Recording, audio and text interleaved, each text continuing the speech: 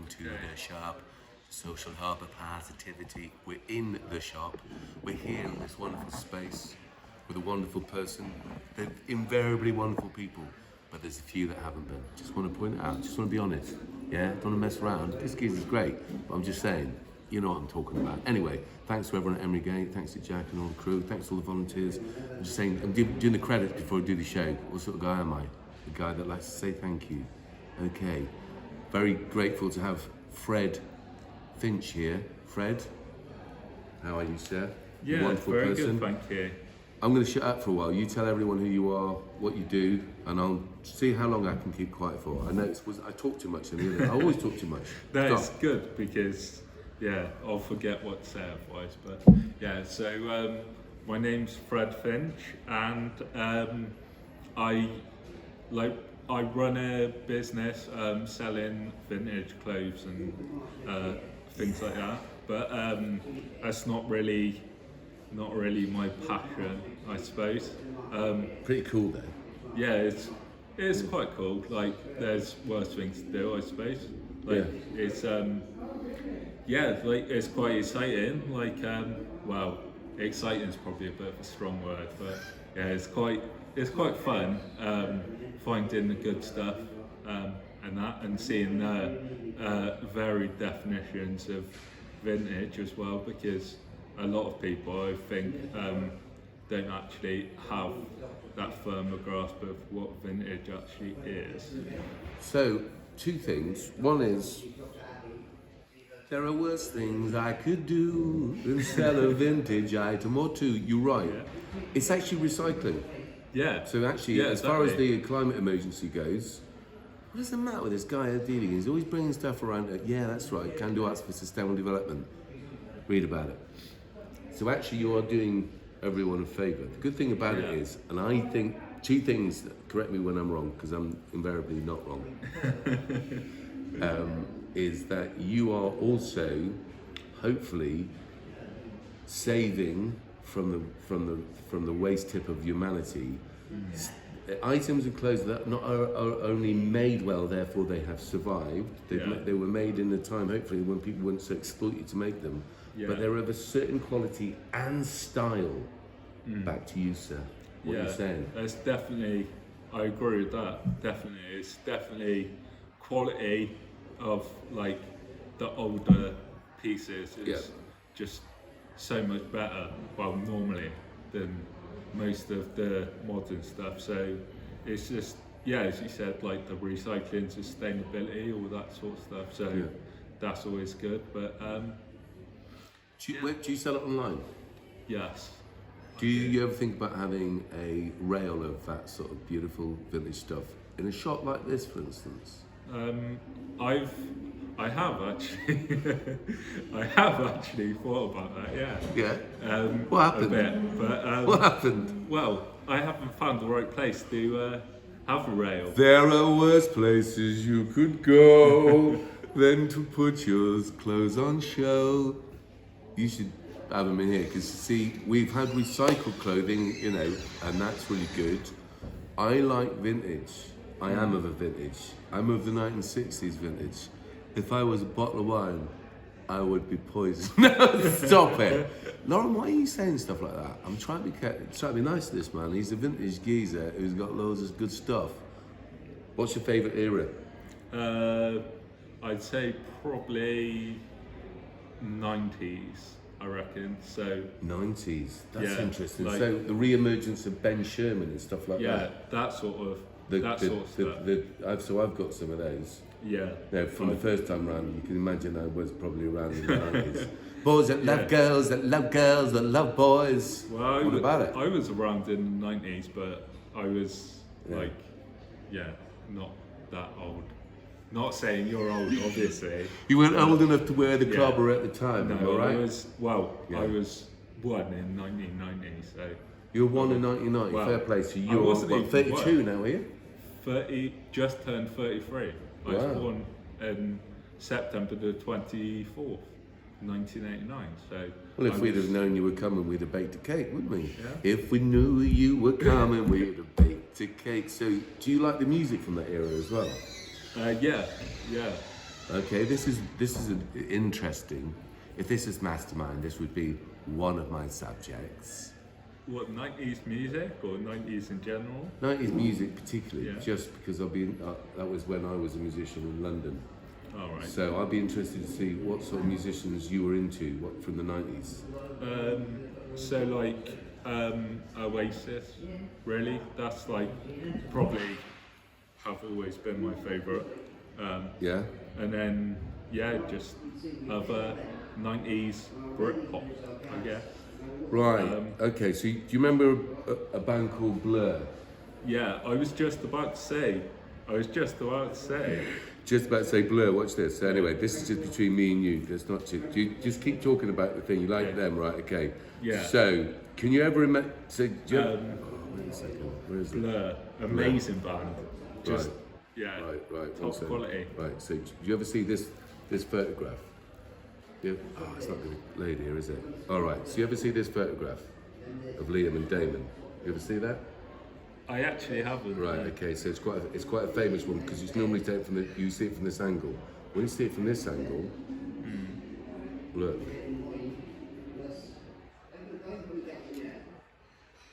Oh God. Don't tell anyone. Okay. Thank you, ladies and gentlemen. That's the end of this podcast, and I'm now officially God. Goodbye. Do you ever know? Blur did an amazing tour. They did tours, but they did an amazing.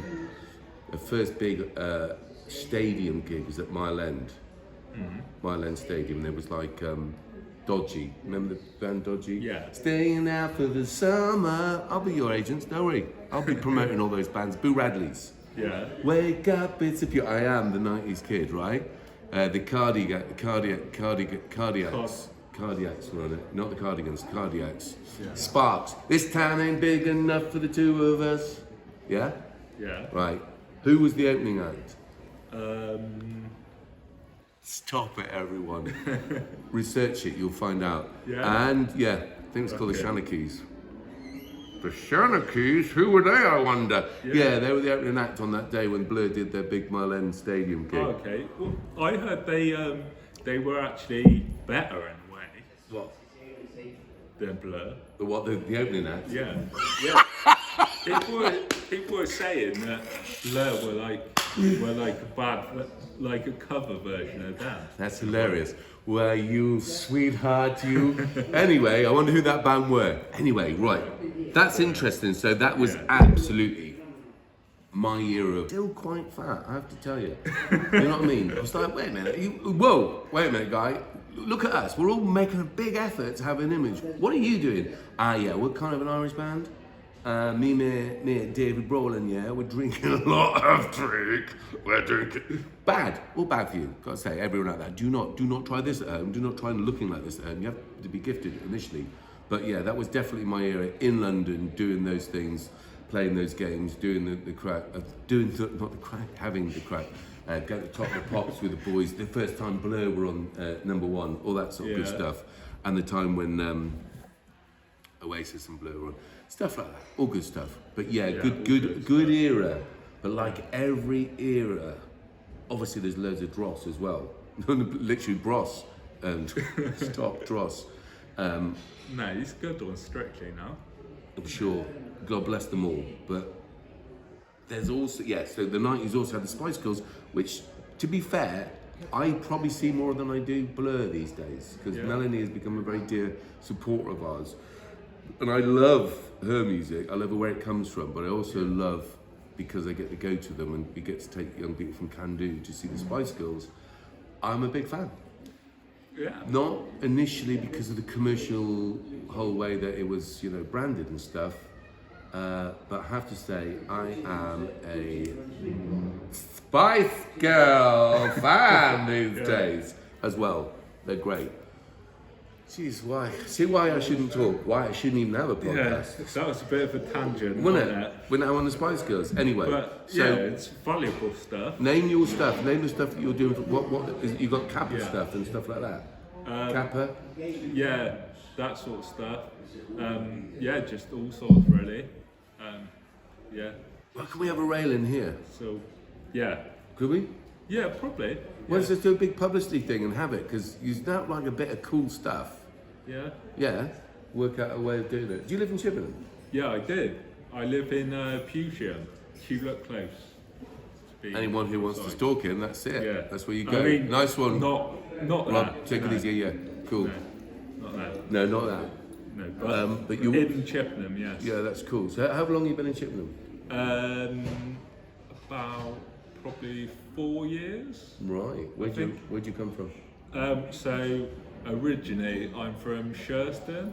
Yeah. So about 10 miles. Yeah, I know Shurston. Yeah, it 10, is. 15, something Yeah, like that. I'd say. Not far, anyway. So yeah, that's where I originally come from. Yeah. Yeah. Nice. Very pretty. Yeah, it is. Yeah. Yeah. No, I It's talking about you. No, stop it. I was talking about Shurston. All right, well, Lauren. a lot of people Take it have said seriously. that. Well, they would have done. You're a Yeah. good-looking man. Yeah. Anyway, tell me this then. What, Miss Finch, is going on with that Oh, cookbook? what? You talking about this? Yeah, young I guy? was. Yeah, I The, was talking. the shaky cookbook. The shaky cookbook. Yeah. Yeah, Yeah. that's what I'm talking about, It's literally. it's a great book. That's Oh yeah, this is better than not only Blair, but also Jamie, you know what, Oliver, Yeah. and the other geezers. Carry on, tell me, how has this come about? This looks like a marvellous thing. It's actually, well, I wrote it 5 years ago. And that's why. Now. Yeah. Because basically, well, you probably can't see from the camera or anything, but I've got a condition called ataxia, which I was born with, and it's like a neurological condition. I won't go too much into it because it's quite complicated and boring and stuff. But Well. basically, I've got this condition, and so I really wanted to be like a chef when I was younger, when I was a kid and stuff. But obviously, with having a condition that makes like your movement and stuff a bit unpredictable, to say the least, it's not like great to be around like sharp knives and hot stuff and all that sort of stuff. Obviously, I'm around hot stuff now. So it's, but Yeah. but You'll make Lauren blush. You're talking about me, Lauren, okay? You're talking about me. but so yeah, I always wanted to be a chef and stuff, and I kind of guessed that maybe being in a professional kitchen and stuff probably wasn't the path that I was supposed to be on. But I really enjoyed like cooking and stuff. It makes me feel good, and I think it's got a lot of benefits and stuff. So I wrote this book to basically show other people that have sort of conditions, and even if they don't, they just like fancy doing a bit of cooking. That it's a really good thing to do, not just for your physical health, but for your like mental health, and it can help you like overcome a lot of different things in your life, I believe. So that's basically why I wrote this book. Wow. There's a lot of people that think about writing books. Isn't that right, Lauren? Lauren must have to dictate our book. It's our 25th anniversary next year. So look, this is how burden this child is. Look at it. She's got to follow me around, listen to the nonsense that I spoke. You're doing a great job. She's having this. She'll go like, no. Well, at least, Fred was lovely, wasn't he? Interesting. Aaron Shy, he writes books. He says he's going to write a book, writes a book. Yeah. All Ed does is talk to me about it, and you have to write it. Who's writing the book? Anyway, so here's the crack. I love the fact you've done that. Do you know that at Can-Do we've got an allotment which young people that, because one of the parts of what we do at Can-Do, we work in many sectors of the community, up and down the country and internationally, just sort of giving you a wider context of what we do, as well as anyone who's stalking me. Well, I don't know, is he going to be in the country? He sounds like he does a bit of work overseas as well. He's going to be harder to stalk than I thought, yeah? Anyhow, this book, Your Imagination, have you ever cooked? Have you ever, not cooked, but have you ever cooked, not commercially, but for groups of people? Yeah, a couple of times actually. So I did a pop-up like kitchen thing in a very prestigious place, Sherton Scout Hut. Yes. So that was Yes. good. And I've also I've taught cookery to like people with sort of other like health conditions and stuff. Right.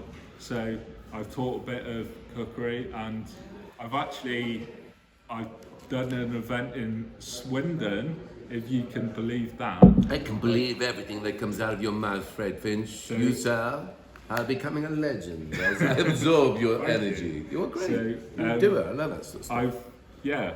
Did this event in Swindon with a guy that you might know called Marco Pierre White. I certainly do. Yeah. Marco Pierre White. He's got a son, hasn't he? Yes. Yeah, just sort of put it out there. Yeah, he's. Interesting. I don't know.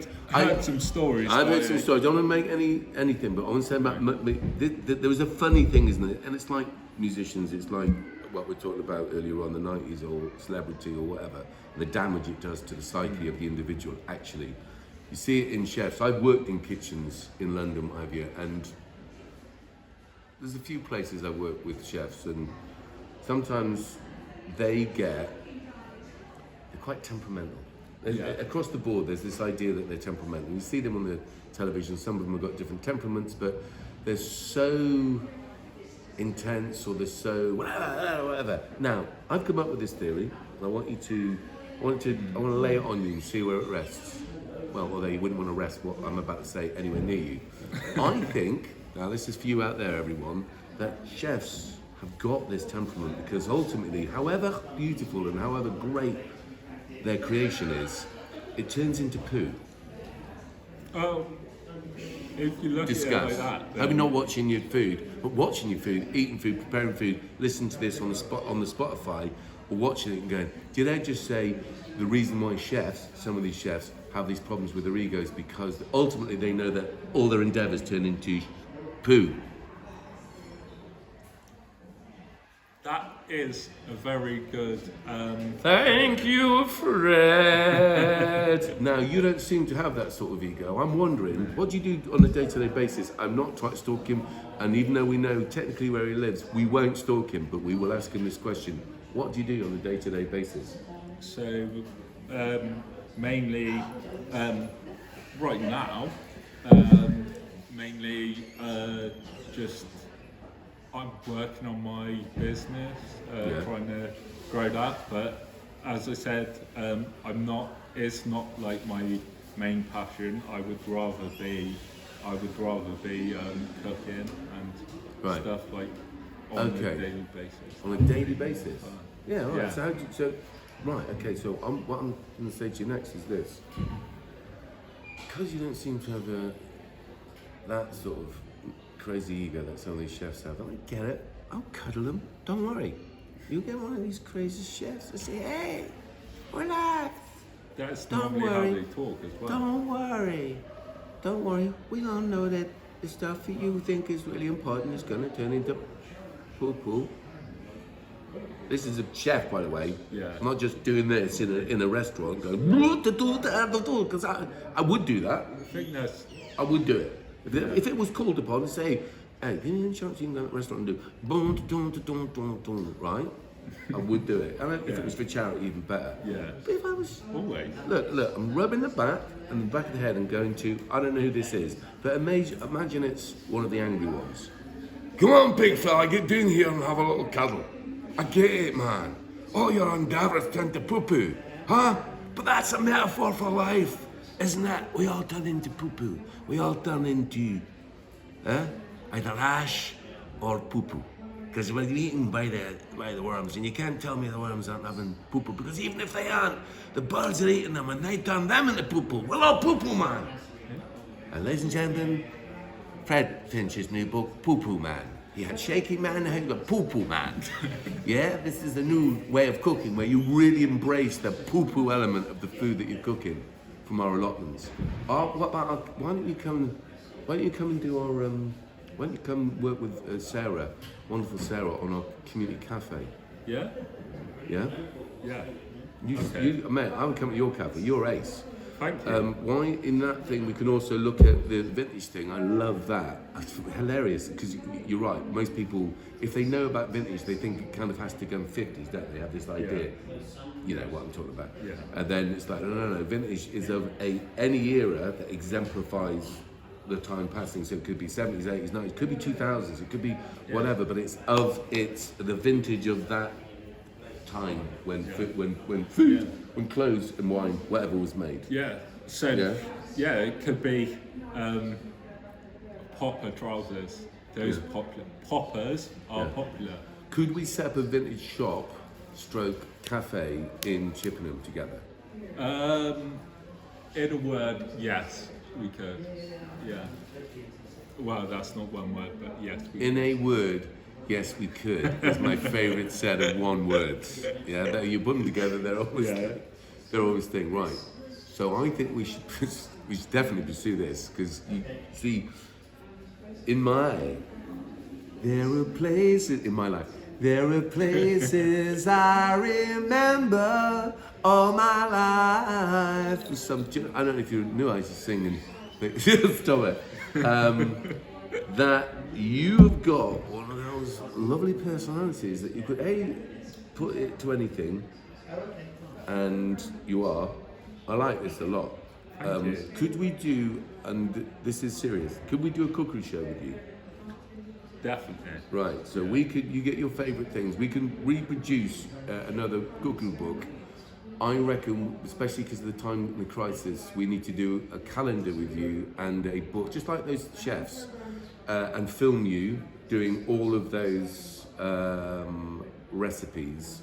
But we try and do it with allotment food and garden food and locally sourced stuff. So we've got the sustainable development aspect, the environmental aspect. We can go looking at. Hi, how are you doing? This is Consuela. Come on, we're just making a little show. You can go play piano. Go on, do it, man, do it. So what are you doing that for? You're supposed to be a pianist. I would if I could. Wouldn't it? Yeah. You want to learn how to play piano? Maybe. Yeah, because Consuela's a piano teacher. I'll tell you what, I'll do swap lessons with you. Do you seriously want piano lessons? Well, I don't. Well, It might take a while. Why? Because what? Yeah, because of yeah, well, like the same guy that wrote a cookery book. yeah, Yeah. I reckon this guy could probably, in your own way, learn what you wanted to make progress learning piano. So we'll swap that. Because I'm serious about the cookery show. You know, we did one thing of it so cheap, locally sourced, healthy. Look at the biomes. You know about gut biomes and stuff like that. a little bit, yeah. I think it's an area we can research and we can do work out a schedule of you doing your cookery show with us. We'll brand that because it's going to be better than this thing that Ed's doing. Fred Finch doing his thing, dressed in vintage clothes, going, this week we're going to do a little Mancunian little. You do Britpop food. Yeah. Britpop food. I don't even know what that is, but let's do it. Let's do the vintage. Let's do fashion and food. Let's do classic things from each era, and then do a fashion show. We do a fashion show in here or the atrium.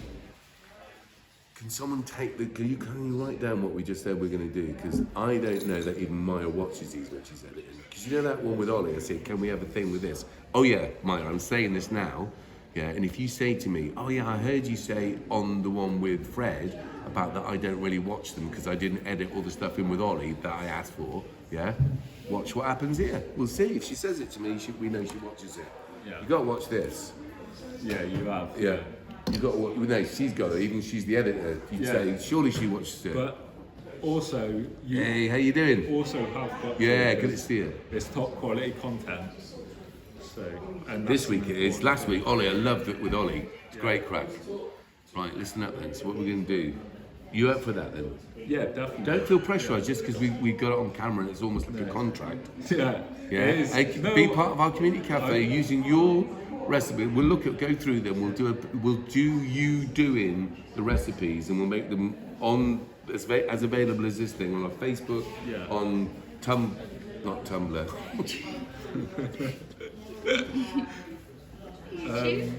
MySpace. MySpace, Bebo. You know, we'll go back in time. We'll do anything that was available in the 90s, as in hardly anything. Pigeon, make it available on everything. Put it on the Game Boy. Everything. Yeah. And why wouldn't we? I can't hear the piano there, Consuela. Can you? I'm just saying to Consuela in the corner that I can't hear any piano. Piano. How are you doing? You good? Lovely to see you, man. Have you finished working at you know where? Have you started this? That's brilliant. But much better, more rewarding. Look at this lovely lady. God, I love it. Right, we're just good, isn't it? Right, we're just doing this thing anyway. Right, I'm saying this is now technically a contract. Have you got a solicitor? No, I represent myself. You'd need to. You're gonna need to. Where we go. Did say you're gonna do a cookery show with us. You did say we were gonna do our do. We're gonna think about doing vintage. Why don't we do vintage in this shop? Yeah. We'll publicise it and do that. Yeah. Yeah. Why don't you come here? How much time have you got in the week? You should come here and talk about it and be there. Let's do a show about your vintage stuff. Bring it in. We'll do a show on it. Yeah. And then your cookery book, recipe a week for 52 weeks. I could probably do that. Mate, I know you can. I'm just putting it out there. 52 weeks, and then we turn that into a calendar as well. So each week on the calendar, you get a nice photograph with you, the recipe down there, then a link to the YouTube thing that shows you doing it. Sounds good. Yeah. And if you want, I'll do some Britpop songs in the background. Just stay there 2 seconds, 1 second. I'll do this while you do that, yeah? I'll be in the background going, I'll be going like, let me think, what should I do? No, 1 second. I'm not going to do a Oasis song because my loyalties are with Blur. They are. They're, they're just, it's one of them things. Yeah. I can't think of what song I'm going to do now. I was trying to think of a Blur song, but not particularly. No, Country House. Now that's the reason why Country House was released, just while we're on the subject, is because that gig I was talking about at Mile End was the first time they ever played it and got amazing response. So then, if you remember, what followed was that Damon changed the release date so it coincided with the Oasis song, Roll With It. Unfortunately, 2 of the worst songs that either of the bands have ever done, which was interesting, but they did get to #1. But then, of course, Oasis destroyed them in the album charts. Ladies and gentlemen, come back to earth, everyone. Bow Bells said goodbye to the last train, over the rivers and out again, out into leafy nowhere. No one knows that song, do they? But see, look it up. It's a beautiful song. Yeah. Everybody would. Right. Okay. We're going to finish this thing. We've now got a plan, which we're making. Yeah. And if you listen in the corner, you can hear the piano. Right, okay. You're a wonderful person. Thank you. Let's end this here. Thank you. Let's get this in a list. Can you write down this list and let's make this happen so that the next time we're filming, you're in here with your vintage stuff going, right, this week, yeah? All the people, so many people, and they all go. Phil Daniels comes up to Chippenham to help Can Do. He's a great geezer. Yeah. Just quick one, just a little anecdote. Once we were at the Astoria in London and Blur were playing and they were going to do as an encore Park Life. And I was with Phil Daniels and Phil turned to me and went, oh, wait a minute. What are the words again? Anyway, love you people. This is a cut. Nice one, cut. You cut it. Cut it.